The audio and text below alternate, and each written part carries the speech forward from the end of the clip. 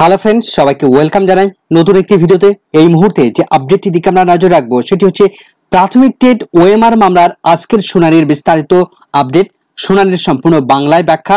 আজ court number 14তে মাননীয় বিচারপতি অমৃতা সিনহা প্রাথমিক টেট ওএমআর ইস্যুকে কেন্দ্র করে পূর্বের অর্ডার অনুযায়ী পর্ষদ থেকে যে তথ্য চেয়েছিলেন সেই তথ্য প্রাথমিক শিক্ষা পর্ষদ তারা কতটা দিতে পারলো, আগের দিনের অর্ডারে অরিজিনাল ওএমআর শিটের সঙ্গে ডিজিটাল ওএমআর ম্যাচ করছে কিনা তার রিপোর্ট জমা দেওয়ার নির্দেশ আগেই ছিল। পর্ষদ আজ সেই রিপোর্টের কতটা কি দিতে পারলো বা পারলো কিনা, শুনানিতে কি কি আপডেট উঠে এলো, বিস্তারিত শুনানির সম্পূর্ণ বাংলায় ব্যাখ্যা থাকবে এই ভিডিওর মধ্যে। কোনো রকম স্কিপ না করে শেষ পর্যন্ত দেখার অনুরোধ রইল। ভিডিওটি ভালো লাগলে অবশ্যই একটু লাইক এবং কমেন্ট করে যাবেন, বন্ধুদেরকে শেয়ার করে দেবেন এবং চ্যানেলে নতুন হলে অবশ্যই সাবস্ক্রাইব করে রাখার অনুরোধ রইল। তো চলুন আজ প্রাথমিক টেট ওএমআর মামলার শুনানির কি কি ঘটেছে আমরা জেনে নিই। তো আজ হাইকোর্টের নির্ধারিত কজ লিস্ট এবং তার সময় অনুযায়ী এই মামলাটি শুনানির জন্য ওঠে। নির্ধারিত সময়ে প্রাথমিক টেট 2017-এর যে ওএমআর, সেই ওএমআর শিট নিয়ে ইতিমধ্যে প্রবলেম হয়েছে কলকাতা হাইকোর্টে। এই মামলার যিনি পিটিশনার তিনি যে মামলা করেছেন তার মূল কারণ হচ্ছে তিনি 2017-এর টেটের ওএমআর এর অরিজিনাল যে কার্বন কপি, সেই কার্বন কপি তিনি আরটিআই করেছিলেন এবং তিনি হাতে পেয়েছিলেন, কিন্তু সেখানে রোল নাম্বারে যে সার্কেল করা ছিল, গোল করা ছিল, সেখানে শেড করা ছিল, সেই শেড তাকে প্রোভাইড করা যে ওএমআর, সেই ওএমআর শিটের মধ্যে ছিল না। অথচ ক্যান্ডিডেট অরিজিনাল ওএমআর শিটের মধ্যে তিনি গোল করে এসেছিলেন বা শেড দিয়ে এসেছিলেন। তো সেখান থেকে সূত্রপাত, তার দাবি সেই যে প্রোভাইড করা ওএমআর শিট সেটা তার নয়। তো সেখান থেকে এই 2017-এর প্রাথমিক টেটের ওএমআর এর ইস্যু প্রবলেম সেখান থেকে সূত্রপাত ঘটলো। তো আগের দিন মাননীয় বিচারপতি অমৃতা সিনহা তিনি নির্দেশ দিয়েছিলেন যে ক্যান্ডিডেটের প্রোভাইড করা যে অরিজিনাল ওএমআর শিটের যে কার্বন কপি, সেই কার্বন কপির সঙ্গে ডিজিটাল যে ওএমআর শিট রয়েছে এই মুহূর্তে প্রাথমিক শিক্ষা পর্ষদের কাছে, সেই ওএমআর শিটের সঙ্গে দুটোকে ট্যালি করতে, এবং দুটোকে যদি ম্যাচ করে তাহলে তো ভালো কথা, যদি ম্যাচ না করে তাহলে কিন্তু পর্ষদ ফাঁসবে।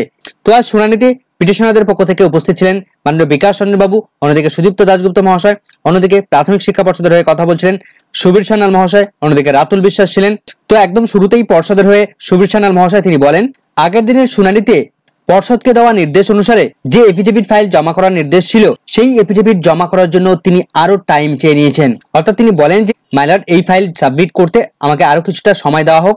তার কারণ হিসেবে তিনি দেখিয়েছেন যে পর্ষদ সেক্রেটারি তিনি ইতিমধ্যে খুব বিজি রয়েছেন, বিভিন্ন কাজে ব্যস্ততার মধ্যে দিয়ে তিনি এই এফিডেভিট ফাইল জমা করতে পারেননি বা রেডি করতে পারেননি। তিনি বলেন সমস্ত বিষয়গুলো একসঙ্গে জড়িয়ে রয়েছে, বিভিন্ন ধরনের কাউন্সিলিং আরো অন্যান্য বিষয়গুলো তিনি উল্লেখ করছিলেন। তো মাননীয় বিচারপতি অমৃতা সিনহা তিনি বলেন যে অল অ্যাফেয়ার্স গুলো এতটা ইম্পর্টেন্ট হয়ে গেল আর কোর্টের অ্যাফেয়ার গুলো কোনো ইম্পর্টেন্ট নেই। সুবীর বাবু বলেন যে সমস্তটা কোর্টের ম্যাটার, কোর্টের ম্যাটারের বিষয়েই তিনি বিজি আছেন। কোর্টের নির্দেশ অনুসারে কাউন্সিলিং প্রসেস করতে হচ্ছে, আপনি যে সমস্ত ট্রান্সফার অর্ডার দিয়েছেন সেই সমস্ত ট্রান্সফার অর্ডার গুলোকে কার্যকরী করতে হচ্ছে।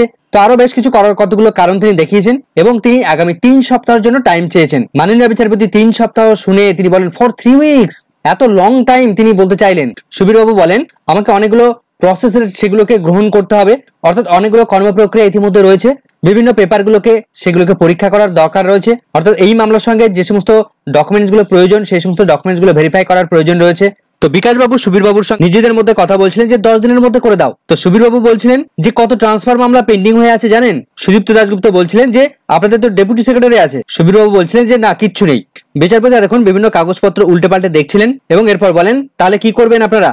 তো বিকাশ রঞ্জন বাবু তিনি বলেন মাইলর্ড, টাইম গ্রান্ট করা হোক, কিন্তু 3 উইক অনেকটা লং টাইম হয়ে যাচ্ছে, এত সময় দেওয়াটা ঠিক হবে না। বিচারপতি বলেন যে আপনারা যদি আবার টাইম এক্সটেনশন করার জন্য প্রেয়ার করেন।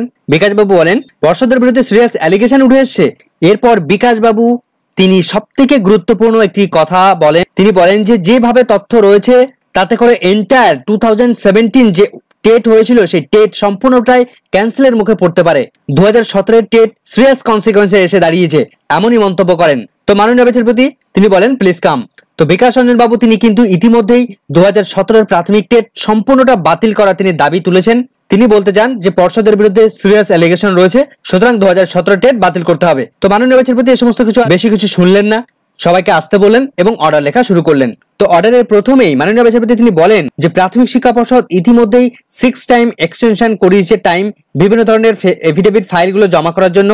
তো আরো বেশ কিছু তথ্য তিনি দিয়ে বা মামলার ব্যাকগ্রাউন্ড গুলো তিনি উল্লেখ করে শেষের দিকে তিনি উল্লেখ করেন যে প্রাথমিক শিক্ষা পর্ষদকে আগামী 4 সেপ্টেম্বরের মধ্যে তাদের এফিডেভিট ফাইল জমা করার নির্দেশ তিনি দেন।